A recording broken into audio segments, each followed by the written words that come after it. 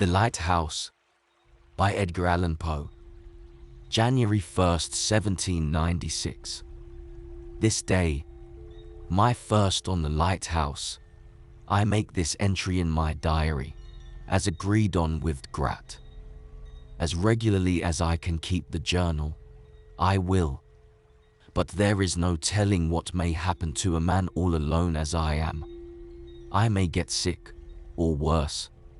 So farewell. The cutter had a narrow escape, but wide well on that, since I am here, all safe.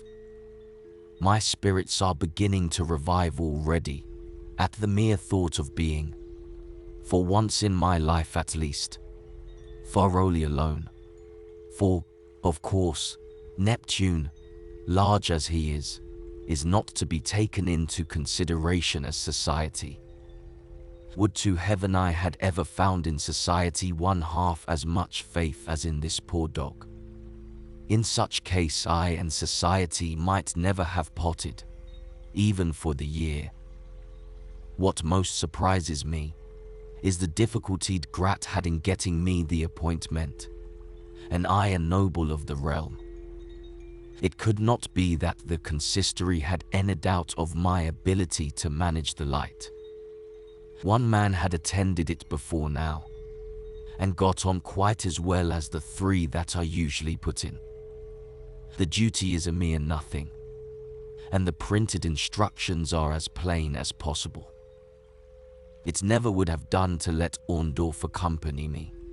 I never should have made any way with my book as long as he was within reach of me, with his intolerable gossip, not to mention that everlasting meerschaum. Besides, I wish to be alone. It is strange that I never observed, until this moment, how dreary a sound that word has alone. I could half fancy there was some peculiarity in the echo of these cylindrical walls. But oh, no. This is all nonsense. I do believe I am going to get nervous about my insulation. That will never do. I have not forgotten Grat's prophecy. Now for a scramble to the lantern and a good look around to see what I can see. To see what I can see indeed. Not very much. The swell is subsiding a little, I think. But the cutter will have a rough passage home, nevertheless. She will hardly get within sight of the Norland before noon tomorrow. And yet it can hardly be more than 190 or 200 miles.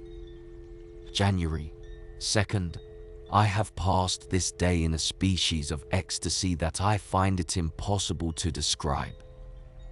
My passion for solitude could scarcely have been more thoroughly gratified.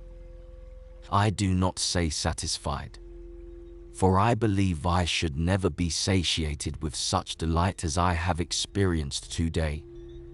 The wind lulled about daybreak, and by the afternoon the sea had gone down materially.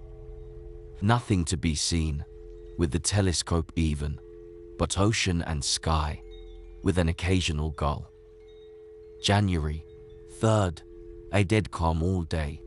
Towards evening, the sea looked very much like glass.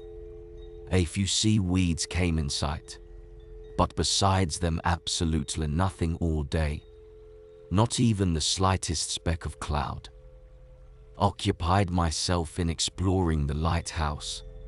It is a very lofty one, as I find to my cost when I have to ascend its interminable stairs. Not quite 160 feet, I should say, from the low water mark to the top of the lantern. From the bottom inside the shaft, however, the distance to the summit is 180 feet at least. Thus the floor is 20 feet below the surface of the sea, even at low tide. It seems to me that the hollow interior at the bottom should have been filled in with solid masonry. Undoubtedly the whole would have been thus rendered more safe. But what am I thinking about? A structure such as this is safe enough under any circumstances. I should feel myself secure in it during the fiercest hurricane that ever raged. And yet I have heard seamen say occasionally, with a wind at southwest, the sea has been known to run higher here than anywhere, with the single exception of the western opening of the Straits of Magellan. No mere sea, though, could accomplish anything with this solid iron riveted wall, which, at 50 feet from high water mark, is 4 feet thick, if 1 inch. The basis on which the structure rests seems to me to be chalk. January 4th, manuscript ends here.